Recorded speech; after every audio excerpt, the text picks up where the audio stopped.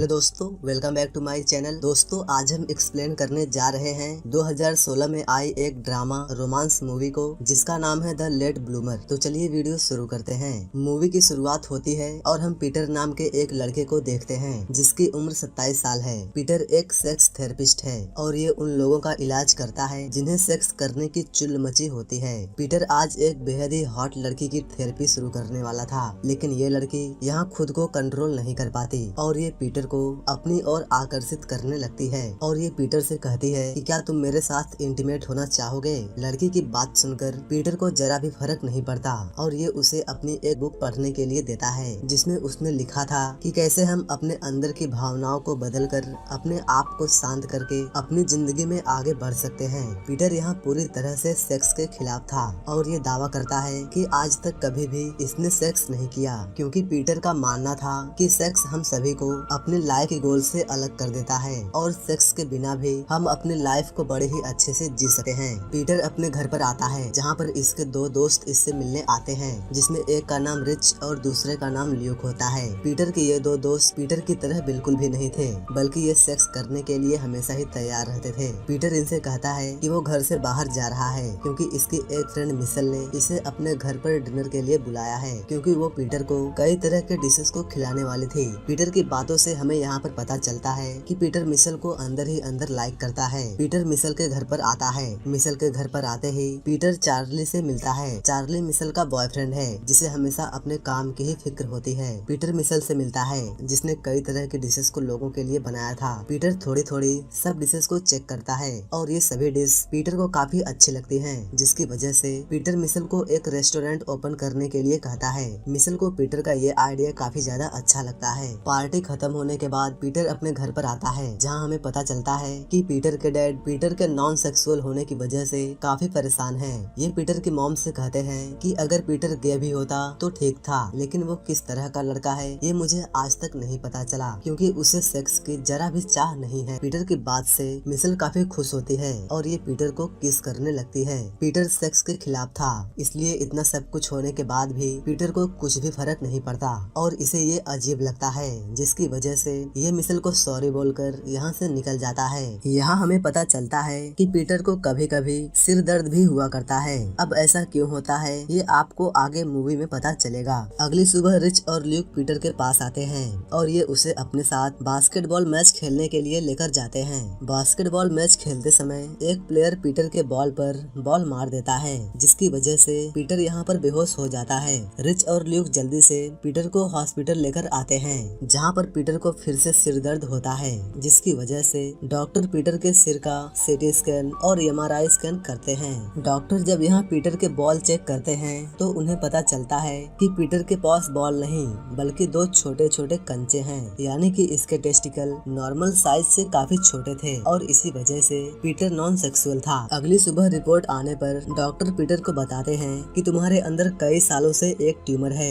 जिसने तुम्हारी pituitary gland को दबाकर रखा है, जिसकी वजह से तुम्हारे टेस्टिकल की ग्रोथ नहीं हुई और वो छोटे ही रह गए और इसी वजह से तुम्हारे शरीर में टेस्टोस्टेरोन हार्मोन्स नहीं बन रहे थे, बल्कि तुम्हारा शरीर प्रोलैक्टिन हार्मोन्स को बना रहा था। इसका मतलब ये था कि पीटर आज 27 साल का होने के बाद भी इसका नुन्नू खड़ा नहीं होता था और इसी वजह से आज तक कभी भी पीटर को सेक्स करने की इच्छा नहीं हुई और ये सेक्स के बारे में अलग अलग किताबों को लिखता गया। डॉक्टर पीटर से कहते हैं कि वो पीटर का ऑपरेशन करके उसके ट्यूमर को बाहर निकालेंगे, जिसके बाद पीटर अपनी लाइफ को एंजॉय कर पाएगा। डॉक्टर की बात सुनकर पीटर काफी खुश होता है, क्योंकि अभी तक पीटर को लग रहा था कि वो सेक्स न करके लोगों को बदल रहा है। डॉक्टर पीटर का ऑपरेशन करते हैं और पीटर का ऑपरेशन सक्सेसफुल हो जाता है और सभी लोग पीटर को उसकी नई जिंदगी में वेलकम करते हैं। हॉस्पिटल के बाद पीटर अपने पेरेंट्स के घर पर रुकता है ताकि ये जल्दी से ठीक हो सके। पीटर एडल्ट मैगजीन को देखकर अपने सोए हुए अरमानों को जगाने की कोशिश करता है, लेकिन इसका कुछ भी असर नहीं पड़ता। अगले दिन इसके दोनों दोस्त इससे मिलने आते हैं और वो अपने साथ एक स्ट्रिपर को भी लेकर आते हैं ताकि ये लड़की पीटर के सोए हुए अरमानों को जगा दे। ये लड़की पीटर को काफी ज्यादा सेड्यूस करती है और ये अपने अंगों की तरंगों से पीटर को मजे लेने के लिए कहती है, लेकिन पीटर बेचारा खड़ा ही नहीं हो पाता। लेकिन उसके दोस्त ल्यूक का बाहर ही खड़ा हो जाता है। अंदर ही लड़की पीटर को खड़ा करने के चक्कर में बेचारी खुद ही बैठ जाती है। अगली सुबह पीटर जब सोकर उठता है तब ये नीचे आता है। पीटर को देखकर उसकी फैमिली खुश हो जाती है क्योंकि अब पीटर का नुन्नू स्टैंड हो चुका था। इसका मतलब कि अब पीटर छोटा बच्चा नहीं रहा। पीटर जल्दी से तैयार होकर अपनी लाइफ को शुरू से जीने के लिए घर से बाहर जाता है। पीटर जब अपने घर पर आता है तब ये देखता है कि इसका दोस्त ल्यूक एक लड़की से इंटीमेट हो रहा था। पीटर इन्हें यहाँ से जाने के लिए कहता है। पीटर देखता है कि इसका पेनिस अभी भी स्टैंड है, तो ये उसे बैंड करने के लिए जल्दी से टॉयलेट में जाकर मास्टरबेट करता है।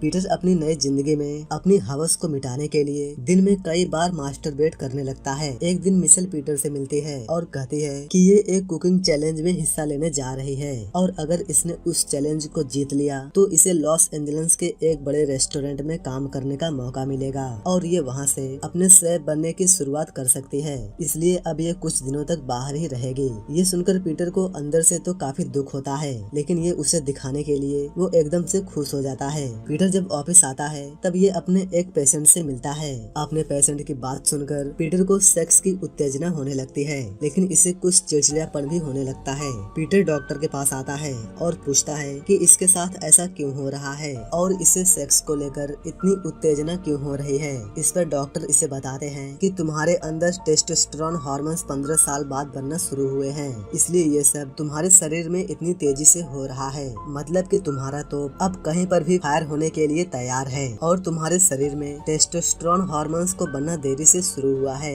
इसलिए तुम्हारे अंदर कुछ साइड इफेक्ट भी होंगे, जैसे आवाज भारी होना, चिड़चिड़ाहट होना, सेक्स की उत्तेजना जैसी समस्याएं। लेकिन तुम घबराना मत, सब ठीक हो जाएगा। शाम के टाइम पीटर मिशेल से बात करता है और उससे उसके कंपटीशन के बारे में पूछता है। मिशेल यहाँ किसी दूसरे के बारे में बात करती है, जिसकी वजह से पीटर को थोड़ा जलन महसूस होती है। अगले दिन पीटर रेडियो पर अपना इंटरव्यू देने जाता है, लेकिन इंटरव्यू के समय पीटर के आवाज में बदलाव आता है और ये इंटरव्यू पूरा नहीं कर पाता। शाम के टाइम पीटर अपने पेरेंट्स के पास आता है और इन्हें अपनी समस्याओं के बारे में बताता है, जिस पर पीटर के डैड पीटर को प्यूबर्टी के बारे में अच्छे से समझाते हैं और कहते हैं कि इस उम्र में ये सब होना नॉर्मल है। लेकिन पीटर यहाँ अपने पेरेंट्स से झगड़ने लगता है और ये यहाँ से गुस्से में चला जाता है। पीटर को जाने के बाद हम देखते हैं कि उसके डैड इस झगड़े से जरा भी सैड नहीं है, बल्कि ये काफी खुश होते हैं और कहते हैं कि हमने इस समय का 15 साल से इंतजार किया है। शाम के टाइम पीटर फिर से मिशेल से बात करता है और मिशेल दोबारा से किसी और के बारे में बात करती है, जिस पर पीटर गुस्सा हो जाता है और ये मिशेल को बातें सुनाकर कॉल कट कर देता है। अगली सुबह पीटर अपने दोस्तों से मिलता है, जहाँ रिच पीटर से कहता है कि मेरे दोस्त आने वाली 22 तारीख को क्या तुम मेरे बच्चों को मेरे घर पर बेबी सिटिंग कर सकते हो। पीटर कहता है कि तुम कहाँ जा रहे हो। तब रिच उसे बताता है कि 22 तारीख को इसकी एनिवर्सरी है और उस दिन ये और उसकी वाइफ रेस्टोरेंट में डिनर करेंगे। इसके बाद ये एक होटल में जाकर अंधाधुन खून पसीना निकालेंगे, क्योंकि घर में बच्चे रहते हैं, जिसकी वजह से हम घर पर ये सब नहीं कर पाते। पीटर रिच के बच्चों की बेबी सिटिंग करने के लिए तैयार हो जाता है। जैसे जैसे दिन बीत रहा था पीटर को सेक्स के प्रति काफी एट्रैक्शन होने लगती है। इसी वजह से पीटर का पड़ोसी जोश पीटर को टिंडर के जरिए लड़कियों से मिलने के लिए कहता है, क्योंकि वहाँ पर पीटर कई लड़कियों से मिलकर उनके साथ में सेक्स कर सकता है। पीटर इसके लिए तैयार हो जाता है। पीटर ये सब इसलिए करता है ताकि मिशेल को प्रपोज करने के बाद वो किसी दूसरी लड़की से इंटीमेट नहीं होना चाहेगा, इसलिए ये प्रपोज से पहले ही कई सारी लड़कियों के साथ सेक्स करता है। एक दिन जब पीटर अपने घर पर आता है तब ये चार्ली को मिशेल के घर के बाहर देखता है। चार्ली यहाँ मिशेल को सॉरी बोलने आया था। पीटर चार्ली से कहता है कि मिशेल घर पर नहीं है, इसलिए तुम परेशान मत हो और ये फूल मेरे पास रख दो। मिशेल जब आएगी तो मैं उससे बता दूंगा कि तुमने ये उसे दिया है। चार्ली को पीटर पर यकीन था, इसलिए चार्ली ये फूल यहीं पर रखकर चला जाता है। इसी रात में मिशेल अपने कंपटीशन से लौटकर आती है और ये इन फूलों के लिए पीटर को थैंक्स भी बोलती है, लेकिन पीटर मिशेल को ये नहीं बताता कि ये फूल चार्ली इसके लिए लेकर आया था। यहाँ पीटर मिशेल को डिनर के लिए पूछता है, इस पर मिशेल मान जाती है।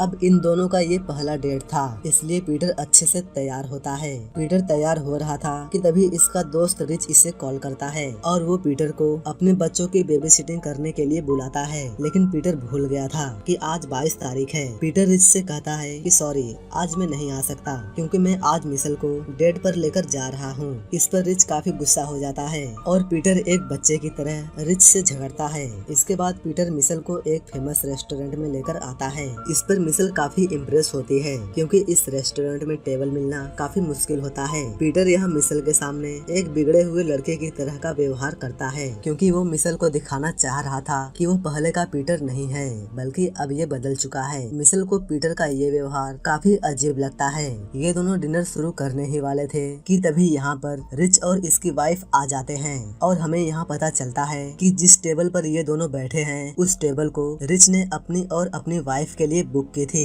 लेकिन पीटर ने उस रिजर्वेशन को चुरा लिया और यहाँ पर आ गया क्योंकि पीटर को लग रहा था कि रिच अपने बच्चों को छोड़कर यहाँ पर नहीं आएगा। लेकिन रिच कहता है कि लास्ट समय पर ल्यूक मेरे बच्चों की बेबी सिटिंग करने के लिए आ गया क्योंकि वो पीटर की तरह एक धोखेबाज नहीं है। ये सारी बातें सुनकर मिशेल यहाँ से उठकर जाने लगती है। पीटर मिशेल को रोकता है, लेकिन मिशेल उससे कहती है कि अभी कुछ देर पहले ही मुझे चार्ली का मैसेज मिला जिसमें उसने बताया था कि वो फूल तुमने नहीं बल्कि चार्ली ने वहाँ पर रखा था। मिशेल पीटर के ऊपर गुस्सा करके यहाँ से चली जाती है। अगले दिन हम पीटर को इसकी एक पेशेंट के पास देखते हैं जो पीटर को अपनी फैंटेसी के बारे में बताती है कि इसे सेक्स करना बहुत ही पसंद है। क्योंकि अब पीटर का नुन्नू स्टैंड होने लगा था तो पीटर इसकी बात सुनकर सेक्स के लिए तैयार हो जाता है और ये उसकी थेरेपी को छोड़कर इसके साथ संबंध बनाने की तैयारी में लग जाता है। पीटर पैंट निकालने ही वाला था कि तभी यहाँ पर पीटर की बॉस आ जाती है और वो पीटर को ऐसा करता देख लेती है, जिसकी वजह से ये पीटर को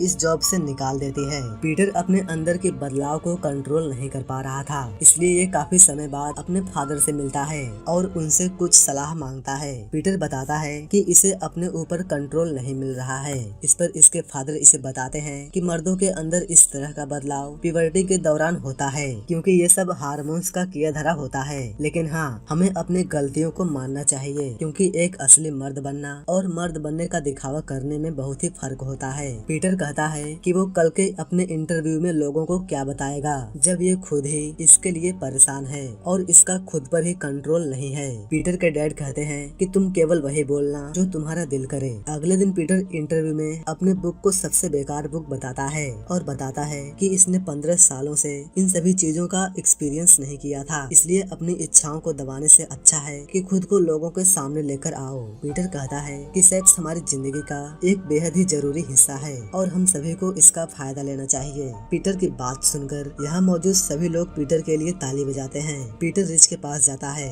और ये उससे माफी मांगता है। रिच पीटर को माफ भी कर देता है। इसके बाद रिच और इसकी वाइफ पीटर को मिशेल के पास जाकर उसे सारी सच्चाई बताने के लिए कहती हैं और कहते हैं कि वो तुम्हें जरूर पसंद करेगी। इसके बाद पीटर रिच और ल्यूक के साथ मिशेल से मिलने आता है। मिशेल यहाँ चार्ली के साथ होती है। पीटर यहाँ सभी के सामने अपने ट्यूमर और लेट प्यूबर्टी की वजह से हुई मिसअंडरस्टैंडिंग के बारे में सब कुछ बता देता है। पीटर की बात सुनकर मिशेल को इस पर काफी ज्यादा प्यार आने लगता है और ये पीटर के पास आ जाती है और चार्ली बेचारा यहाँ से चुपचाप चला जाता है। मिशेल और पीटर एक साथ ही यहाँ पर किस भी करते हैं। लास्ट सीन में हम पीटर और मिशेल को एक साथ में देखते हैं। मिशेल अब प्रेग्नेंट थी। पीटर यहाँ टीनेज बच्चों को पढ़ा रहा था और अब पीटर ने प्यूबर्टी के ऊपर एक सेपरेट बुक भी लिखी थी और ये मूवी यहीं पर एंड हो जाती है।